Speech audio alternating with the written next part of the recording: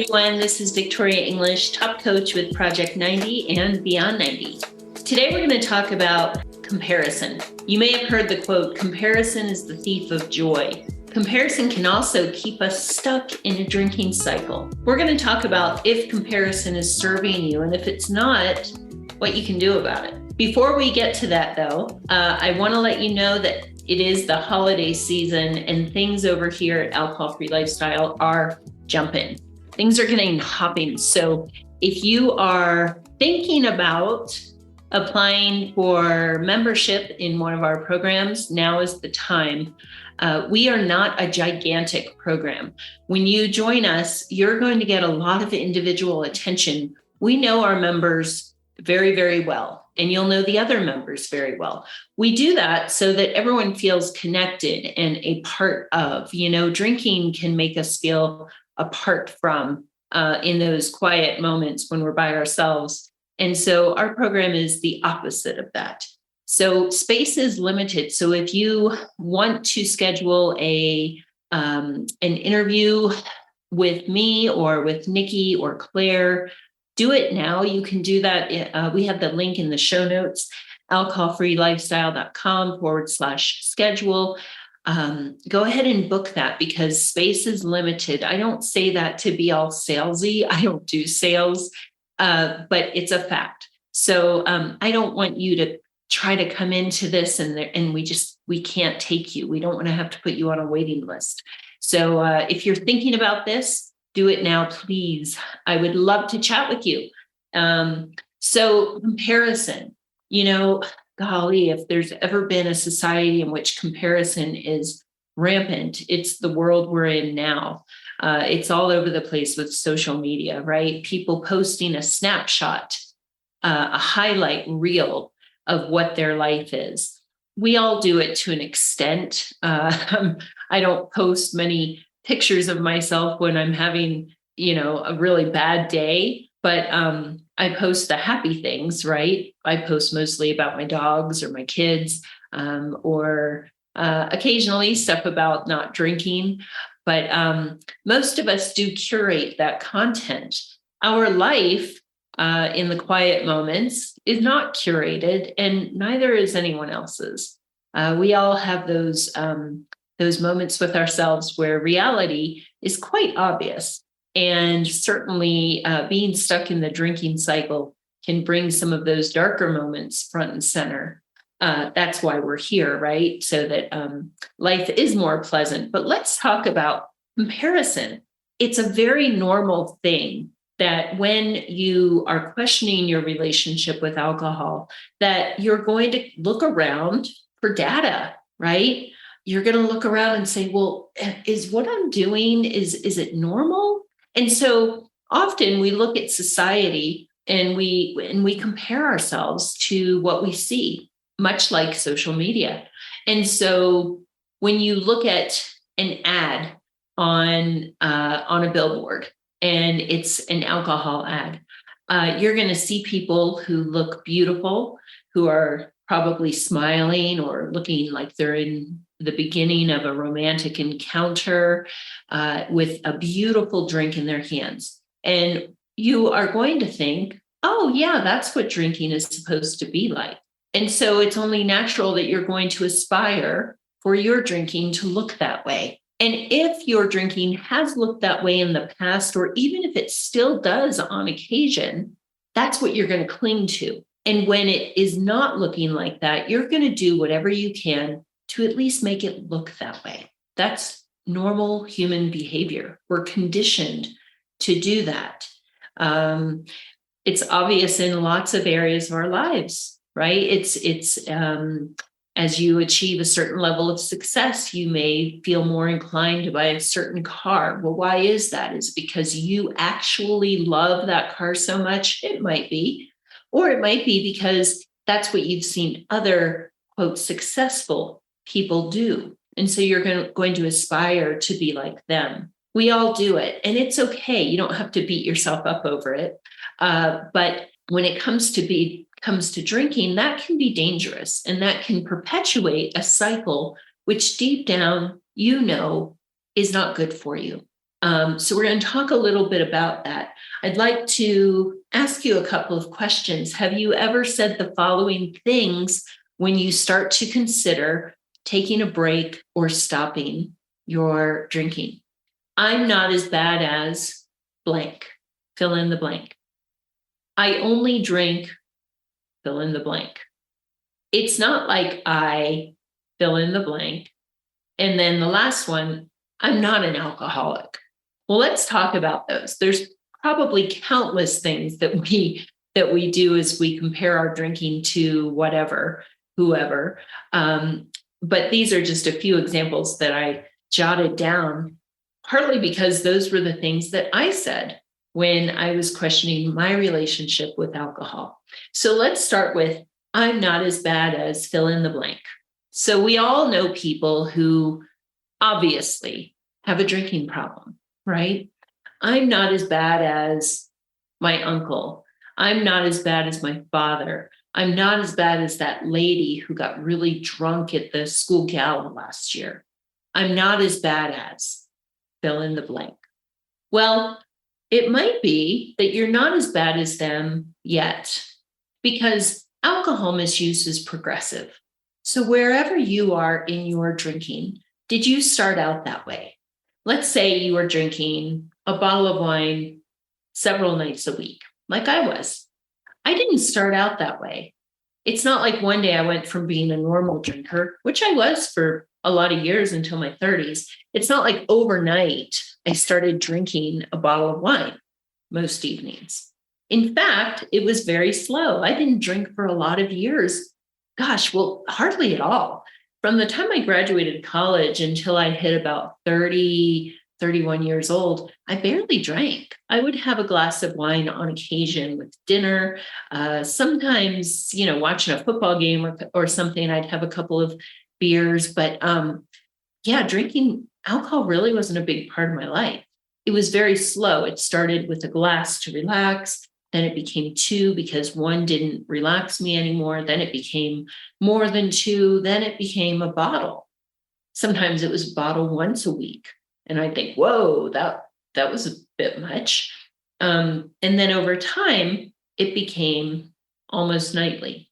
Had I kept going, there's no doubt in my mind it would have just continued to get worse and worse and worse. And there were nights where it was worse, where it wasn't just a bottle of wine. It was a couple of bottles of wine at dinner, or it was a cocktail or two before I would have the wine. So these things don't happen overnight. So if you're looking at so-and-so and saying, well, I'm not as bad as them, do you have data that indicates you won't get that way? Is there proof that that won't happen to you? If you think, well, no, because I'm at this level of education, or I make this much money, or I just have really good morals, I just would never. Do you have proof of that? Is money going to keep you from continuing to drink to excess? Is it going to allow you to stop where you are today and not get worse? Is your level of education going to stop you from that? I don't know. Answer it for yourself. The next one is, I only drink blank. That can be a lot of things. I only drink on weekends. I only drink beer. I only drink wine. Well, how's that going? How's that working out? The brain doesn't know the difference. Alcohol is alcohol is alcohol.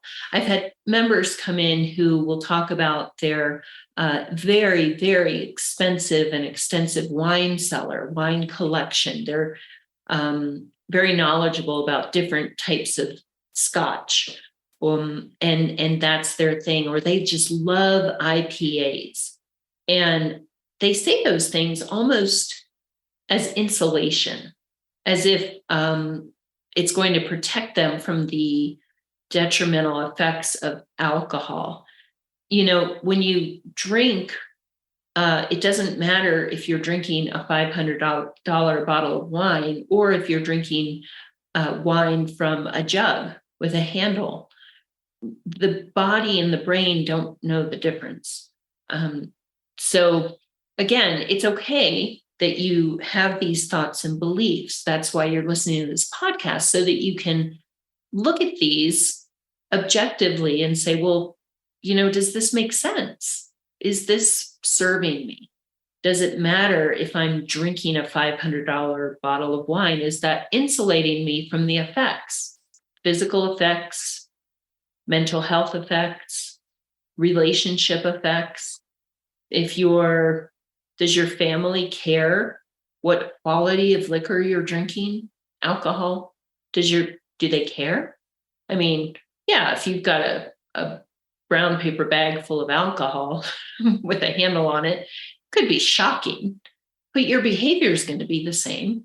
Will you be kinder if you drink a $500 bottle of wine versus cheap wine? Are you going to be more gentle in your relationships? Is your mental health going to be different if you're drinking expensive scotch versus cheap scotch? As far as I only drink on weekends, well, that's binge drinking. And my guess is if you're only drinking on weekends, it's probably a lot of work for you to do that, because you're kind of trying to not scratch the itch all week. And then you allow yourself to drink to your heart's content on weekends. So does it really matter? Is it making your life better by storing up all of the urges and cravings for the weekend and then just tearing it up? How's that working out? And again, I say all this with compassion. This is my job as an alcohol coach, is to help you identify thoughts and beliefs and see if they're true. So, and remember, guys, I've thought and said all these things to myself and to others, right? When my kids would give me a hard time, well, I only drink wine. Gosh, well, that didn't matter to my kids. They didn't like me when I drank. So it didn't really matter what I was drinking or on what day of the week. Didn't matter to them. It's how they felt. They didn't feel good when mom would drink. By the way, neither did I. I felt crap. Hi, this is James Swanwick with a Save the Date announcement. Our annual retreat is taking place on January 19, 20 and 21 of 2023 in the country of Colombia, just outside of Medellin, Colombia, in fact. If you have always wanted to visit Colombia or you fancy a January trip abroad, join us at our annual wellness weekend where we will have speakers, hiking, breathwork, and lots more. We did our annual retreat this year, 2022, in Austin, Texas, and 2 years ago, before the pandemic hit, we had it in Los Angeles, California. Now, in 2023, we're going international. So if you would like to join me, our top coach, Victoria English, and a whole host of Project 90 clients, past clients, and prospective clients, and you want to bring your family or your spouse, and you'd like to join us in Medellin, Colombia, January 19, 2021, then send me an email to james@alcoholfreelifestyle.com and just put in the subject line Colombia. By the way, you spell Colombia Colombia. Most Americans like to say Colombia, Columbia, but the correct spelling is Colombia, Colombia. So if you email me at james@alcoholfreelifestyle.com with the subject line Colombia, we will save your details, we will send you details and put you on the wait list. And in a couple of weeks from now, more details will be made available. Hope to see you just outside of Medellin, Colombia. Let's get back to today's episode. So yeah, the next one is, it's not like I blank. It's not like I, fall down in the middle of a party. It's not like I miss work. It's not like I've lost a job. It's not like I fill in the blank. Well, there's a thing in AA that they say, and it does ring true. Fill in the blank yet. Who says that you won't? Is there a reason to believe that somehow you can put on the brakes when certain things happen? So again, when you look back at years ago, would the past you look at the way you drink today and be kind of shocked and surprised? Like, whoa, you're doing that? When I started on this alcohol misuse journey in my 30s, if I'd had a glimpse of myself in my 40s and how I was drinking, the 30 something me would have been in utter disbelief. Like, wow, you're doing that, huh? I wouldn't have expected that. So again, it's just sometimes I hate to say it, but sometimes it's a yet, right? Because former you probably didn't expect that you'd be drinking the way you are now. It's okay. Again, a big part of our program is helping you learn that this is what alcohol does. It has nothing to do with your character, with your morals, with your values, how much you love your family, how much you value your career. It doesn't have anything to do with that. It's just the nature of the beast. This is what alcohol does. It doesn't take us, overnight into this totally destructive spiral. For some people, it does. Some people, from the first drink they have, it's just awful. But for the majority of people, it's a very slow thing, kind of like a frog in a pot of water, right? The temperature slowly rises until it's boiling. So it's not personal, you guys. It's just alcohol doing what alcohol does. So I know this can bring up some feelings, but if you can remove yourself from the shame for just a second and just look at this objectively, because at the end, we're trying to figure out, are my thoughts and beliefs serving me? The next one is, this is a big one. It's not like I'm an alcoholic. What is an alcoholic? I mean, can you tell me? I'm waiting. Alcoholic is it's like a slang phrase. There's no definition of it. There is a definition for alcohol use disorder. And that is a very broad spectrum. And if you are listening to this and questioning your relationship with alcohol, but continuing to drink, chances are you would fall somewhere on the spectrum of alcohol use disorder. And by the way, many, many people are on that spectrum and might not have any idea. It could be because they're just so surrounded by it culturally that they just don't even notice. But again, I'm just speculating because at the end of the day, I don't know how they feel when they wake up in the morning, if they're questioning their relationship with alcohol. But things like culture and things like that play into it. So, it's not like I'm an alcoholic. I get that a lot on discovery calls. People will go, look, it's not like I'm an alcoholic. I don't wake up and drink vodka in the morning. Most people don't. And if you do, it's okay. There's still help available. There's hope. It's okay. It's just, again, it's alcohol being alcohol.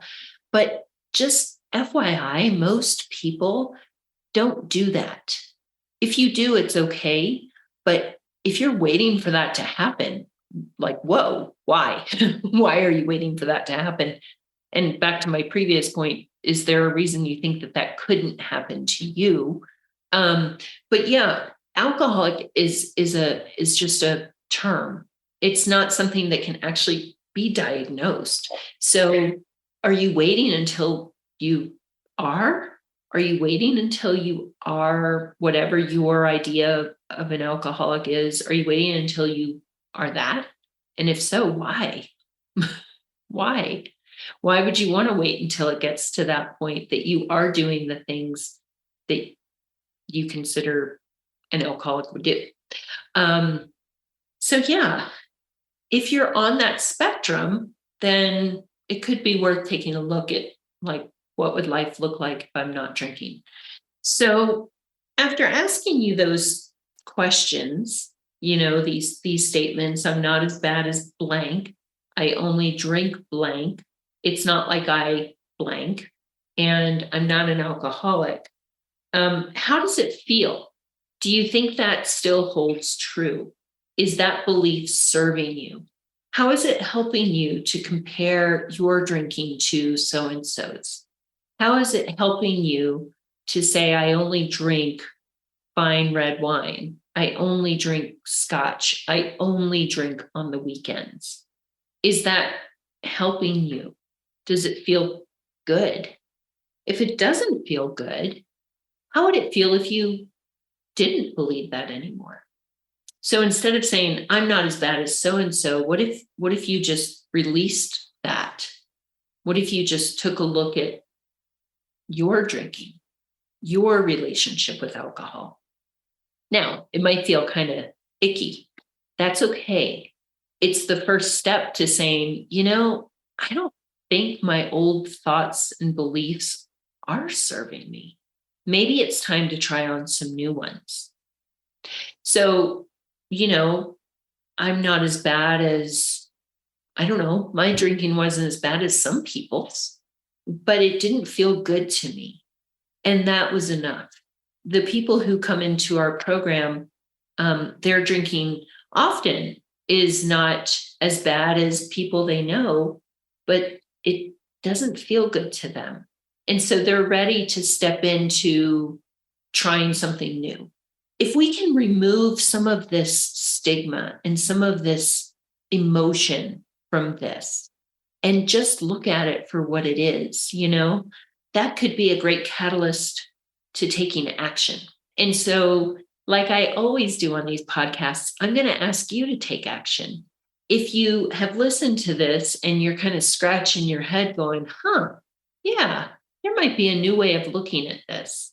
And you could trust me, Coach V, and you could trust James just a little bit, trust some of the testimonials that you hear on this podcast and that you see on our websites and our social media posts. You could just say, maybe they're onto something. Maybe there is a way to reframe my relationship with alcohol where I'm not beating myself up and I'm just trying on some new thoughts and beliefs that could serve me in a healthier way. Then go for it. Why wouldn't you? Right? Does it matter what is working, what seems to be the case for other people? If it doesn't feel good to you, try it on. We have people coming in December before Christmas and Hanukkah because they're like, shoot, why not go into 2023 alcohol free? Like, why not just try that on? Lord knows I've been hungover on plenty of January 1st, and that's not how I want to start the new year.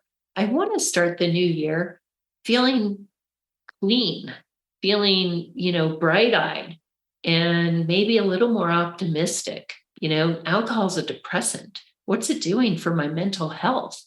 Who cares what's happening with other people? I want to go into 23 feeling more clear-headed and having some of this bloat gone and some of this moodiness. And why not? So I encourage you to think for yourself and try this stuff on. So again, book that call, that discovery call. We are going to get super busy in the next month or so. So I encourage you to not wait. Try this on. Look, the liquor shops are always going to be open. If you come into this program and you go, I hate this, then, go back to drinking. It's okay. But at least you're giving yourself a chance. So until next time, I hope everyone has a beautiful week. Enjoy this holiday season and cheers to your health. Take care. Hi there, this is James Swanwick. Thank you so much for listening to the show. I would be so grateful if you would leave a review. That will help us climb the rankings and get our show exposed to so many more people who could really benefit from the content. You can do that by going into Apple Podcasts, rating the show, writing a little one-sentence summary, and posting it. That would be so amazing. Thank you. Likewise, if you would like to schedule a 15-minute exploratory call and apply for our Project 90 program, then you can do so so by going to alcoholfreelifestyle.com/project90. If you'd like to get the free guide, that is the Alcohol Freedom Formula Guide, you can go to alcoholfreelifestyle.com/guide. Our YouTube channel is at alcoholfreelifestyle.com/YouTube. You can follow me on Instagram and TikTok at James Swanwick. Thank you so much for listening. We so appreciate you, and we'll catch you on the next one.